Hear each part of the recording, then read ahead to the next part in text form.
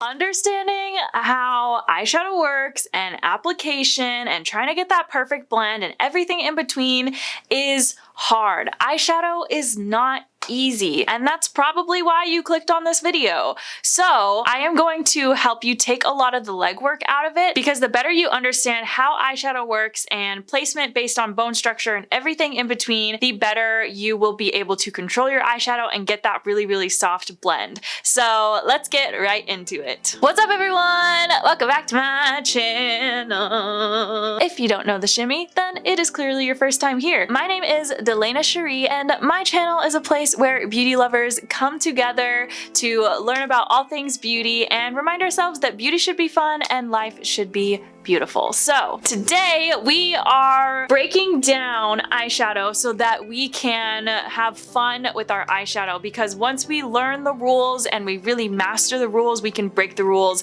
and we can have fun from there. So let's get started with the first thing that you need to know. One of the first and most important things in terms of understanding how eyeshadow works is that eyeshadow, first of all, just doesn't wear very well on its own. If you don't have anything underneath it for the eyeshadow to stick to, then typically it's not going to last very well no matter what the formula of the eyeshadow is. A lot of people can get away with just throwing concealer on their eyelid and then setting it with powder, but even if you have dry skin, that doesn't mean that your eyelids don't produce oil. And so if you tend to have more oilier eyelids and maybe you don't notice the oil throughout the day, but you notice that your eyeshadow always breaks down on your eyelids, then it may be time for an eye primer. Now, I am somebody that is definitely on the drier skin side, but my eyelids do tend to produce a lot of oil. So I always go in with the Too Faced Shadow Insurance. This is just a mini size. You can usually find these at Sephora, but I'll just take a little dot of it. Now this one does have a little bit of a tint, but you can still use it on darker skin tones because it's really just see-through. They just put that tint there so that it doesn't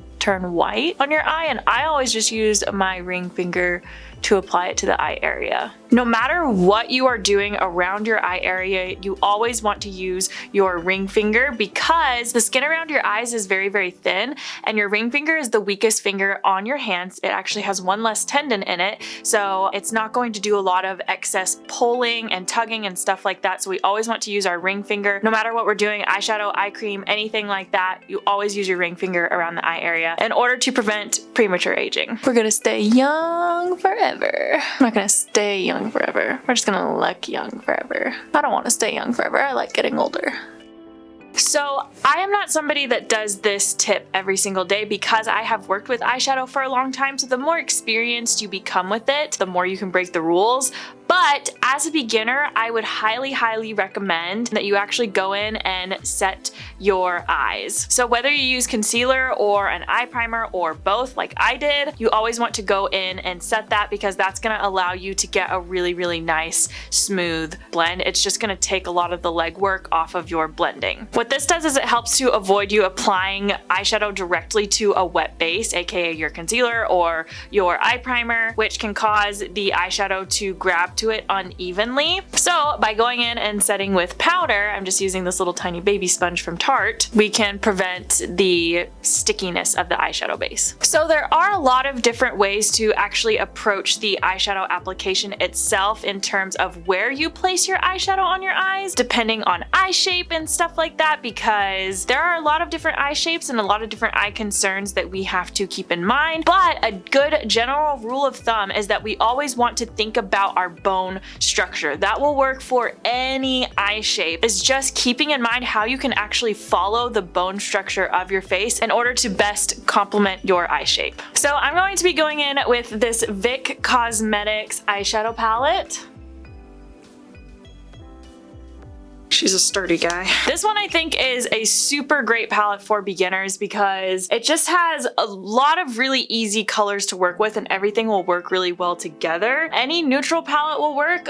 This is just the one that I'll be working with today. Mainly going to be dipping into these guys right here, but this one is also nice because you do get a few pops of color to play with for whenever you're ready to kind of reach out of your comfort zone, you know? And then you also get some darker shades like these beautiful deep purples and then a couple of shimmery neutral colors as well. I'm really excited to dip into this shade right here. It's so pretty. But I just love it because you have these lighter ones, which we'll be dipping into first, which I'll explain here in a moment, and then probably going to be playing around with this guy a little bit. So this is a really, really great palette for beginners just because it's simple, honestly, but it still gives you some room to play around. So we've now primed and set our eyes in order to provide a really good base for our eyeshadows to blend out on. So what we're going to do is take an eyeshadow that is similar to our skin tone in order to lay that down for darker colors to blend on top of to get the smoothest blend. So we'll just quickly do a light layer of this guy and then we'll move on to the next color. Two of the most important tools that you'll need are a fluffy tapered crease brush. I highly recommend getting a tapered crease brush, which I will show you the difference. The tapered crease brush actually starts to come to a point a little bit. This will give you a lot more control and precision with where you are placing your color while still giving you a soft blend,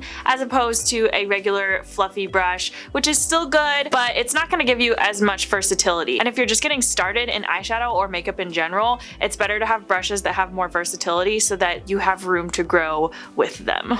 So here's a brush from Anastasia. As you can see, it's just a little bit more flat on the end there, whereas the Sephora Pro Artist brush, you can see starts to come to a point a little bit, but it's a very soft point, so it's still going to give us a really nice soft blend. And then another key brush that you'll want to have on hand is a small, flat, but slightly fluffy shadow brush. This will also give you a lot of versatility, which I will give you examples of here in a little bit, but this one is not completely flat. Let me show you an example. So this is a brush that is completely flat. It almost comes to a sharp point at the end. This is really great for precision, really precise placing of eyeshadow or packing on with eyeshadow, but not necessarily the best brush for beginners and needing versatility. Whereas this brush, this is a Sephora Pro small shadow brush. This one, as you can see, does not go completely flat. It has a little bit of fluffiness to it. This is going to give you a lot of versatility in terms of applying eyeshadow to your lower lash line,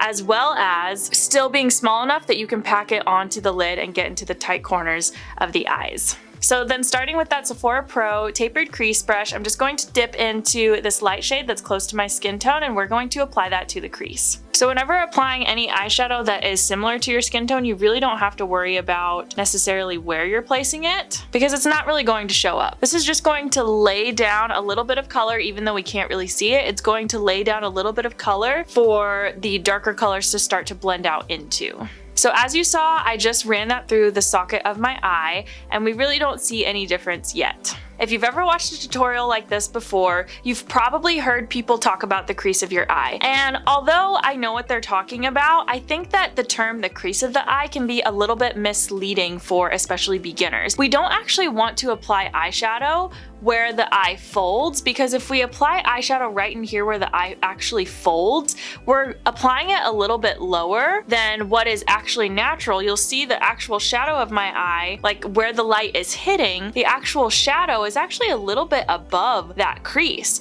And so that's actually what we want to follow. We're going to follow the socket of the eye. So if we take our brush and we actually press in, I don't know if this is a little bit gross to you guys, but you can actually feel the shape of your eye ball. So we're going to feel that out, and we're actually going to apply it into the socket of the eye, not the crease of the eye, because the crease folds, and if we apply eyeshadow there, whenever we open our eyes, all the eyeshadow will just disappear. So actually think about applying it slightly above the crease, right into this socket right here, where that natural shadow is actually hitting. We're gonna follow that shape, and then we're going to extend it out a little bit more to elongate the eyes. So you can see as I tilt my head down, where the shadow is catching naturally right here, like I don't have a dark eyeshadow on my eyes, so that's just how the light is catching. And then you can see here where my eye's actually folding. So we're going to start here, applying the eyeshadow here, and then follow that in. So the reason I like to take a fluffy brush like this is because I can just use the very tip of it to make sure that I apply a small amount of product at a time. And on that note, a big mistake that a lot of people make is that they'll swirl their brush in the eyeshadow pan, when in actuality you just want to do little tapping motions just to pick up a small amount of product at a time. Because if you take a small amount of product and you slowly build it up, you'll get that really nice soft blend, rather than taking too much product at once and trying to blend that out. That just gets really crazy really fast. You always want to add, because you can always add more rather than adding too much and then trying to subtract and kind of backtrack from there. All of these things together are going to help you control your hand, control your eyeshadow to get that really, really soft blend. So like you saw, I'm just going to do these little tiny tapping motions right on the tip of my brush. And before we go in and apply, we're gonna make sure that we're not holding the brush super, super close, because this is gonna allow you to have actually too much control. If you have too much control, you'll be too heavy-handed, and that can cause skipping and patchiness in your blending. So instead of holding it way up here on the barrel, we're actually going to backtrack, and you wanna hold it anywhere between the middle of the handle to the end of the handle. The further back you are on the handle, the lighter your touch will be. And the softer your touch is, the softer your blend will be. So now that we are holding our brush the correct way, and we've broken down where our bone structure is and really figured out, okay, here's the socket of my eye, that's where I'm going to start applying my eyeshadow, we are going to start on the outer portion of the eye. And notice how light my touch is. My brush doesn't look like this. We're just doing really, really soft motions. And we've taken a small amount of product, so we're doing soft layering. Everything is soft. I'm letting my brush, I've stuck it right underneath that bone, and I'm basically just letting my brush naturally follow that bone structure. And then, like I said, once we get to the end of the eye, so we don't really have any on here, it's all just in the crease right now. So remember, we started here, we went inwards and outwards, and we just blended, blended, blended. We're letting our brush really do the work, right? We have a really light hand, small amount of product, and we're really letting our brush do the work to get that soft blend. I really didn't have to do anything. I just went back and forth, and my brush, since it's tapered, it's fitting nicely into the crease, but then the other bristles out here are blending the shadow out as I move back and forth. And then one of my favorite tricks is whenever you get to the end of the eye, you want to start doing outwards flicking motions. This is going to allow you to get that really nice elongated eye look. So now that we have a good base in the actual crease slash the socket of the eye, I'm taking a small amount of that same eyeshadow color, and I'm just going to now lay my brush down on its side, because we're going to go from the outer corner of the eye and pull inwards down onto the lid. So we're pulling it down towards the lash line, and I'm still keeping a really, really nice soft touch. Look at where my hand is. So as you may have noticed, I started to go back and forth between pulling down onto the lash line and then pulling up. We're doing up and out towards my brow. See the tail of my brow? This is a great tip for winged liner as well. You can always know what the angle of your liner or your eyeshadow should be whenever you lay your brush from the tip of your nose to the edge of your brow. And that is where your eyeshadow should end.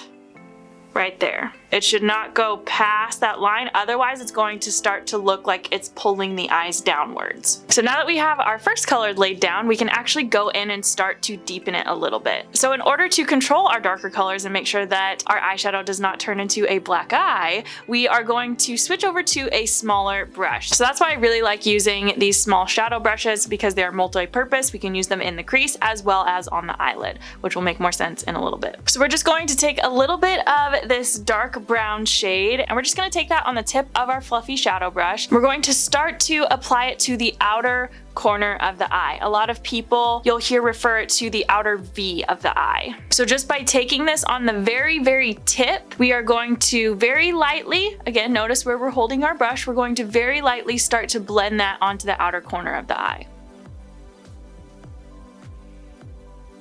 So at first we'll pat on the outer corner of the eye, and then we'll start to do swiping motions as we will move into the crease. Whenever we're on the outer portion of the lid, we're doing patting motions on the side of the brush, and then whenever we move into the crease, we're turning the brush sideways so that it's almost vertical rather than horizontal. So we're going to turn it more vertical, and we're using that to follow the shape of the socket. Now notice how whenever I am going into the crease with this darker color, I actually don't go all the way as far in as I went in with the lighter color. That's because we want to keep it on the outer portion. Again, this will help to elongate the eyes rather than bringing it all the way in here, which can help to bring the eyes together. And also that would just start to close off the eyes a little bit more. We want to keep them all open, bright, and elongated. Now, this is one of my favorite parts to do, and once you have laid down your darker color, you want to go back in with the fluffy brush and just run it right over what you just did. No real precision, you're just kind of doing little swirling motions to really blend out and make sure that the two colors that you've laid down start to blend together and look really cohesive. So what's really helpful in getting your eyeshadow placement right is not to look down into a mirror as you're doing this, because that can help to get the eyeshadow in places that you don't want it. Take a handheld mirror, whether from your palette or whether you are looking into your bathroom mirror, but you always want to put chin down and look kind of up into the mirror so that way you can really get that eyeshadow exactly where you want it. So we're going to start on the outer portion of the eye and move our way in. We want the most product out here and in the middle, and then the least amount of product right in here, because again, we don't want to bring the eyes closer together. We want them to look elongated, so we're going to focus our product out here.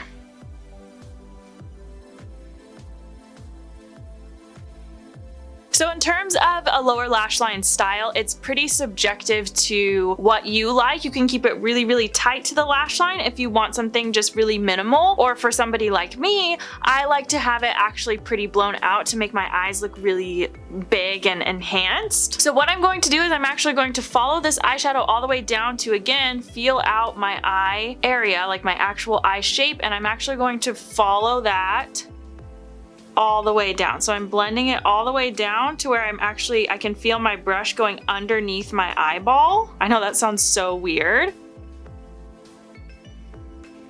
but that is how you will get a shape that really complements your eyes without looking super, super dramatic. So now you can see it has opened up this eye a lot more. One really important thing whenever it comes to the lower lash line color is you don't want there to be a gap between where your eyeshadow starts on your lower lash line and then where your eyeshadow starts here. You always want these to lightly connect. So sometimes I'll even take my brush and I'll just like connect it right there on that outer corner just to make sure that everything looks really fluid and soft and connected.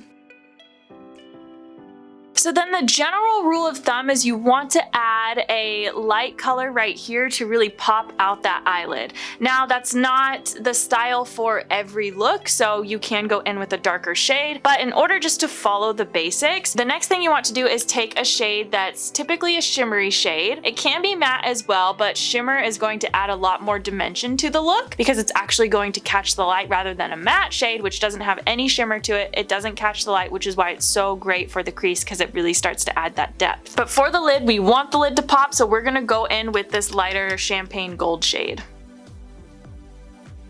If your skin is darker than mine, then the general rule of thumb is you just want to go with a shade that's usually 1 or 2 shades lighter than your skin tone that has a light shimmer to it.